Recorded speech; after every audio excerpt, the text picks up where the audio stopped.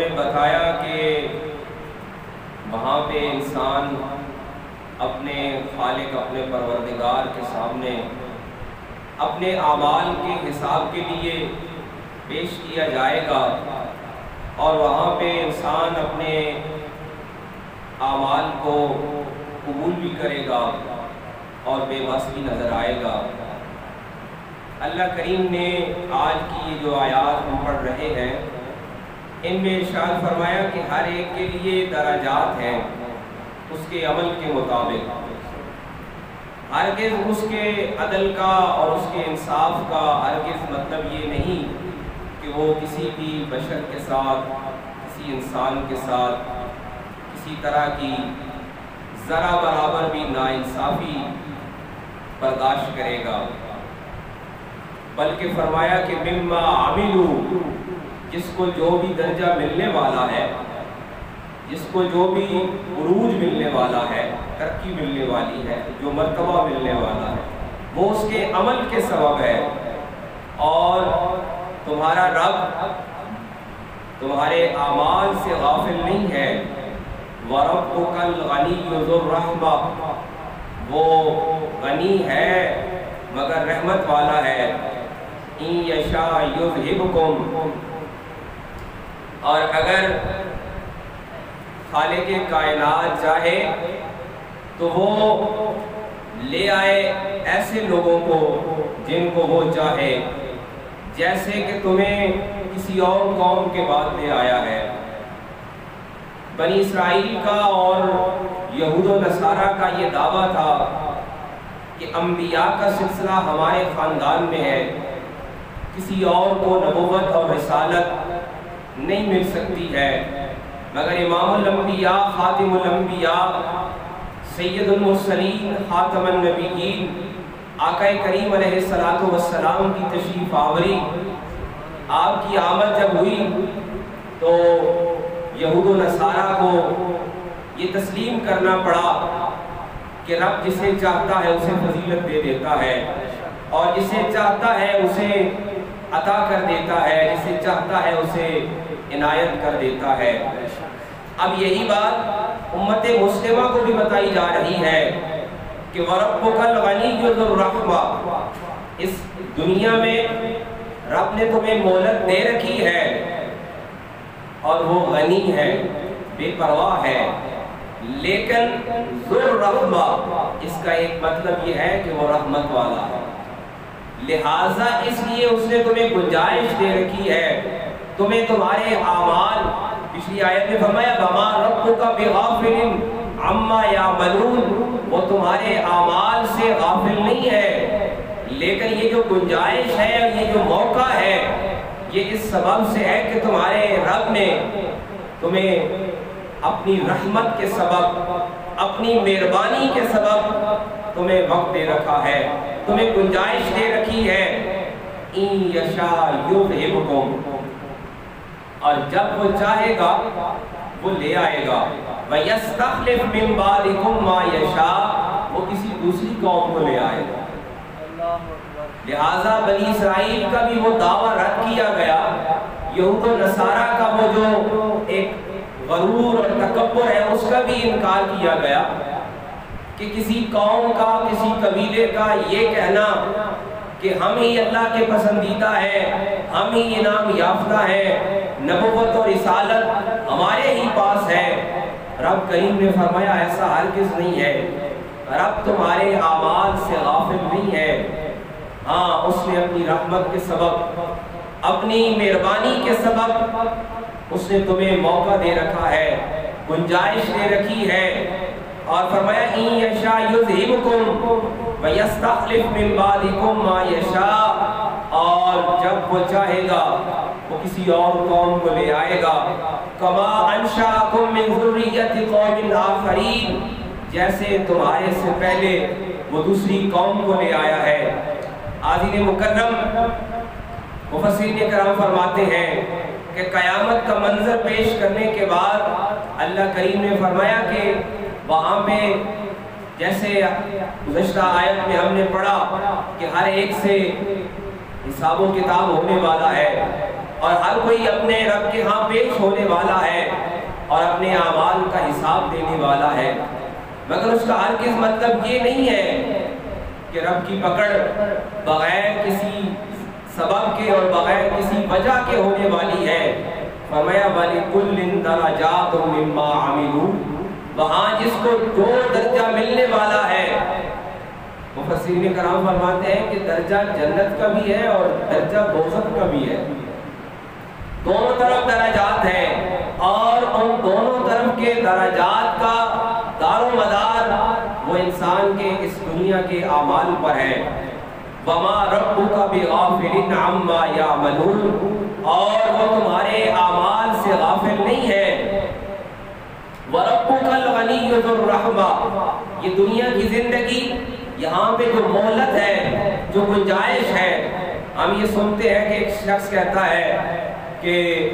میں نے جھوٹ بولا، میں نے مکر کیا، میں نے دھوکہ کیا، میں نے فراڈ کیا اور میں بچ گیا۔ مفسرین کرام فرماتے ہیں کہ رب نے اعلان کر دیا ہے وَرَبُّكَ الْغَنِيُّ ذُو الرَّحْمَةِ، تمہارا رب غنی ہے، رحمت والا ہے، وہ بے پرواہ ہے۔ غنی کا معنی بے پرواہ ہے، لیکن رحمت والا ہے، اس نے گنجائش دے رکھی ہے، 70 سال 80 سال 100 سال گنجائش دے رکھی ہے کہ دیکھ تو نے ایک گناہ کیا۔ اور اسی طرح صوفیاء فرماتے ہیں، اولیاء اللہ فرماتے ہیں کہ جس کو رب کی عنایت مل جاتی ہے، جس کو رب کی عطا مل جاتی ہے، وہ اپنے پہلے جھوٹ میں پکڑا جاتا ہے، اور جس کو عطا نہیں ملتی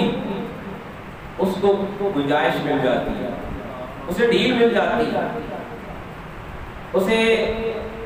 ایسا لگتا ہے کہ جیسے میں جتنا جھوٹ کر رہا ہوں، دھوکہ کر رہا ہوں، فراڈ کر رہا ہوں، جو جرم کر رہا ہوں، گناہ کر رہا ہوں،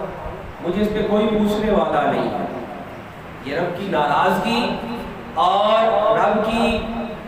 بے پرواہی کا ایک اظہار ہے۔ فرمایا وَرَبُّكَ الْغَنِيُّ ذُو الرَّحْمَةِ، رب تمہارا مہربانی والا ہے، رحمت والا ہے، اس لیے اس نے بے پرواہی کی ہے اور تمہیں موقع دیا ہے، گنجائش دی ہے۔ إِن يَشَاءْ يُذْهِبْكُمْ،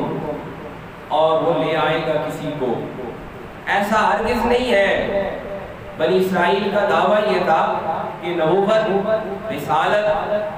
اور دنیا کی ناموری اور دنیا کی شہرت ہمارا حصہ ہے۔ رب نے فرمایا إِن يَشَاءْ يُذْهِبْكُمْ،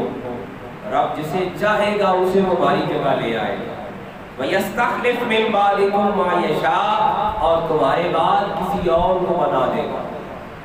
كَمَا أَنشَأَكُم مِّن ذُرِّيَّةِ قَوْمٍ آخَرِينَ، جس طرح پہلے کسی اور قوم کی جگہ پہ تمہیں بنائے گا۔ اب اس میں ایک سبق اس آخری امت کے لیے بھی ہے، امام الانبیاء خاتم الانبیاء علیہ السلام کی امت کے لیے بھی ہے کہ رحمت کا وعدہ بھی کیا گیا ہے، اور آقا کریم نبی رحمت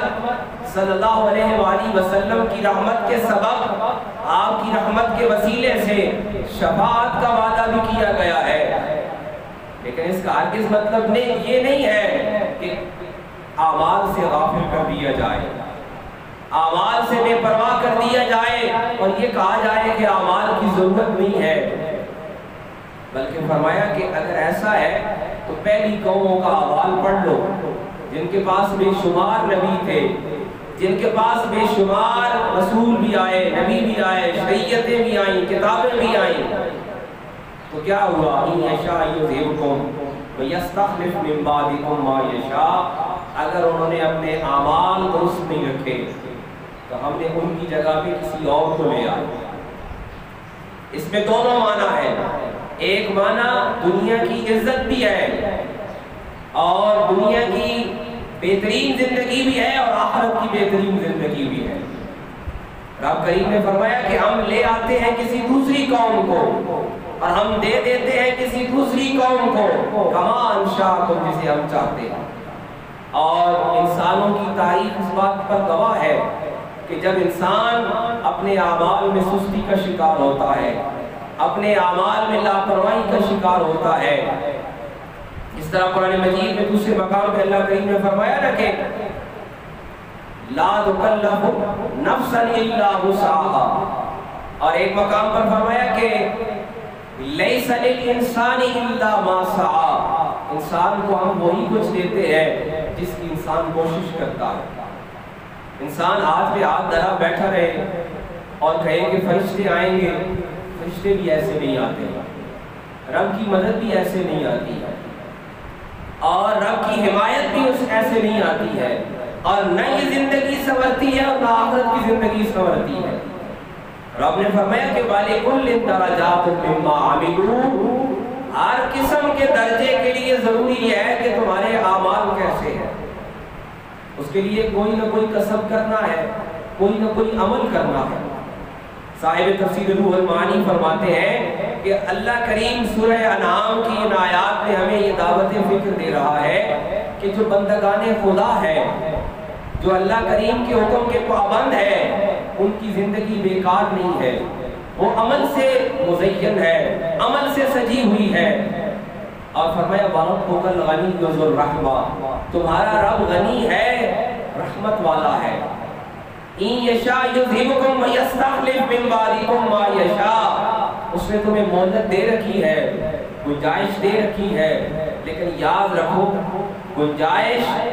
اور مہلت اور وقت یہ عمل کے لیے دیا گیا ہے، اور رحمت کا طلبگار بھی وہی ہو سکتا ہے۔ رحمت کسے کہتے ہیں؟ رحمت کا مطلب ہوتا ہے مہربانی، اور مہربانی اس پر کی جاتی ہے جو کچھ عمل کرتا ہے، بغیر عمل کے مہربانی نہیں ہونے والی۔ رب کریم کا قرآن، رب کریم کا کلام اس بات کا گواہ ہے لیس للانسان الا ما سعى، انسان کو وہی کچھ ملتا ہے جس کی وہ کوشش کرتا ہے۔ رب کریم نے اس آیت میں فرمایا کہ ما یشاء کما انشأکم من ذریۃ قوم آخرین، یاد رکھو کہ ہم نے پہلی امتوں پر بھی اسی طرح مہربانی کی ہے۔ سابقہ امتوں کا احوال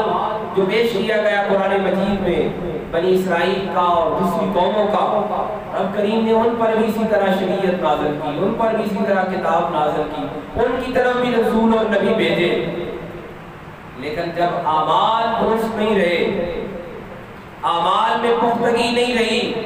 تو رب کریم نے فرمایا کما انشأکم من ذریۃ قوم آخرین، ہم پھر کسی دوسری قوم کو لے آتے ہیں، ہم کسی دوسرے کا انتخاب کر لیتے ہیں۔ یاد رکھیے الہ العالمین کا انتخاب اعمال کرنے والوں کے ساتھ ہے۔ بے شک نسبت اور تعلق اعمال میں مزید بہتری لاتا ہے، لیکن اس کے لیے بہرحال عمل ضروری ہے۔ سیدنا صدیق اکبر رضی اللہ تعالیٰ عنہ کے بارے میں ہے نا کہ صحابہ کرام کا ایک موقع پہ جس طرح حضرت سیدہ عائشہ رضی اللہ عنہ کا ایک سوال تھا کہ امت میں سب سے زیادہ اعمال کس کے ہیں، تو آقا کریم نے فرمایا حضرت عمر بن الخطاب کے، اور ساتھ ہی اگلا جواب دیا کہ عائشہ تیرا سوال یہ تھا کہ تیرے بابا جان یعنی سیدنا صدیق اکبر، تو بتایا سیدنا صدیق اکبر کے جو اعمال ہیں وہ اس سے بھی کہیں بڑھ کر ہے۔ اب جو نسبت ملی ہے نا، جو تعلق ملا ہے، بہرحال اس میں عمل کا دار و مدار بھی ہے۔ اب دیکھیے سیدنا صدیق اکبر کی زندگی دیکھیے کہ اسلام قبول کرنے والے اول، اور آقا کریم علیہ السلام کی سیرت مطہرہ، آپ کی زندگی مبارک میں کوئی موقع ایسا نہیں، کوئی مرحلہ ایسا نہیں، کوئی دن ایسا نہیں جب سیدنا صدیق اکبر ہر موقع پر پیش نہیں ہے۔ لہٰذا جس طرح حضرت سیدہ فاطمہ الزہرا سیدہ کائنات سلام اللہ علیہ آقا کریم نے فرمایا اے فاطمہ یاد رکھنا قیامت کے دن ایسا نہ ہو کہ دیگر جو ہے وہ اعمال لے کر آئیں اور تم صرف تعلق لے کر آؤ۔ تعلق اور نسبت بے شک اعمال میں مزید رنگ بھر دیتا ہے،